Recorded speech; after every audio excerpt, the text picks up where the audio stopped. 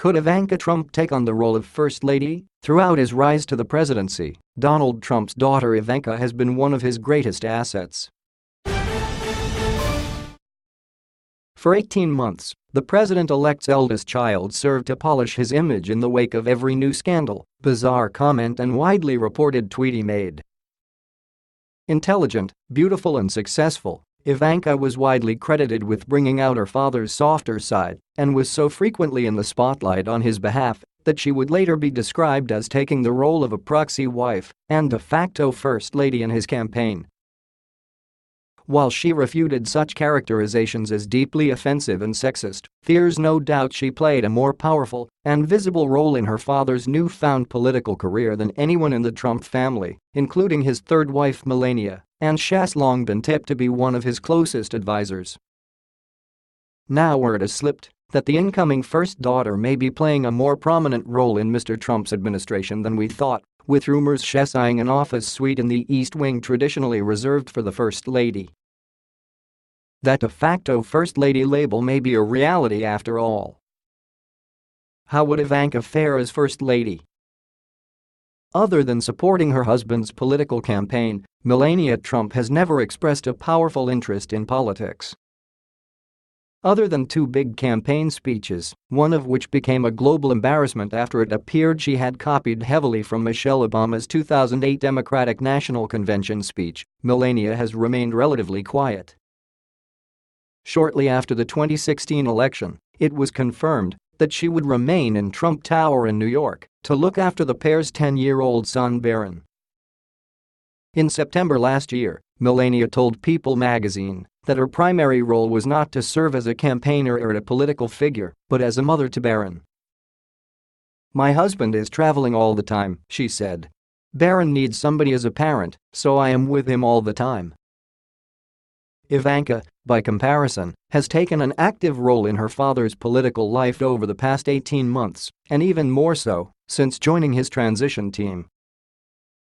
She already seems poised to take on some of the traditional First Lady's duties, like serving as de facto hostess for meetings with dignitaries.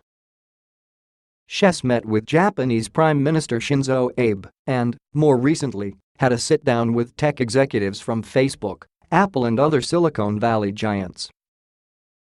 Earlier this month, she met with former Vice President Al Gore to discuss climate change and facilitated a subsequent meeting between Mr. Gore and her father.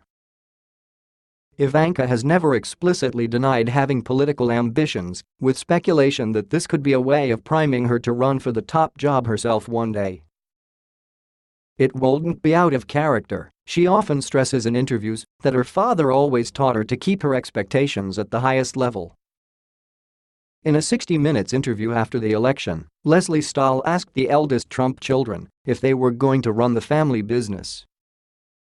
Donald Jr. and Eric nodded in confirmation, but Ivanka was a little more vague. "People think that we're going to be part of the administration, Ivanka," Stahl offered. No.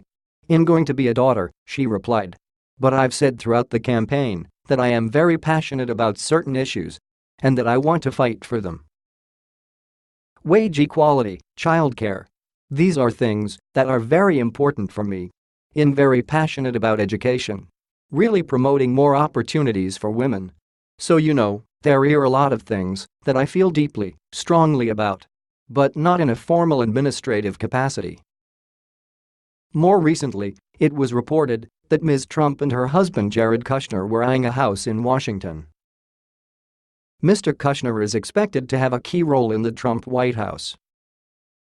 While Ivanka's profile is significantly more visible than her stepmother's, it's also less outrageous than her father's. Through Mr. Trump's campaign, she avoided attacking his rival Hillary Clinton, saying, "As a mother myself with 3 young children, I know how hard it is to work while raising a family. I also know how privileged I am." She's rarely prone to embarrassing gaffes and even maintained a smooth friendship with Chelsea Clinton, despite the increasingly aggressive election campaign. The Washington Post has gone as far as suggesting Ivanka may be the most powerful First Lady ever, noting that she appears poised to be an advisor, advocate and hostess all at once. While the traditional role of the First Lady was to host events and attend parties, it's now more common for them to work in policy of their choosing, as was the case with Michelle Obama and women's education. That said, some of the causes Ivanka has championed in the past, climate change, childcare and women's rights, may put her at odds with the Republican Party. Is Ivanka even allowed to take the reins? Ivanka taking on this role isn't as outlandish as it may sound. After all, it certainly wouldn't be the first time a First Lady was not the spouse of the president. In 1857, 15th President and lifelong bachelor James Buchanan promoted his niece Harriet Lane to the position. The 33rd President of the United States, Harry Truman, had his daughter Margaret step into the role because his wife did not enjoy the spotlight. The daughters of Benjamin Barrow and Woodrow Wilson took on the role when their mothers died. However, there is a potential hurdle to Ivanka having too powerful a role in the White House. A statute passed in 1967 states that no public official, whether they be president or in a low-level managerial position, may hire or promote a relative. This law would also apply to Mr. Kushner. It specifies that son-in-law constitutes a relative. That said, there may be ways around it. The law states that any appointee who violates the law will not be paid for their work, which raises the possibility of Mr. Kushner or Mr. Trump's children serving the administration without being paid. Mr. Trump's transition team is well aware of this. Kellyanne Conway, one of his top advisors, said the law applies to cabinet members, but there may be a leeway for West Wing appointments. The anti-nepotism law has an exception if you want to work in the West Wing, because the president is able to appoint his own staff. So, of course, this came about to stop maybe family members serving on the cabinet, she said on MSNBC's Morning Joe. But the president does have discretion to choose a staff of his liking. And so if that is true, and that legal advice holds, that will open up a realm of responsibilities. In other words, she says, anything's possible. Of course, the idea of First Lady Ivanka is not exactly traditional.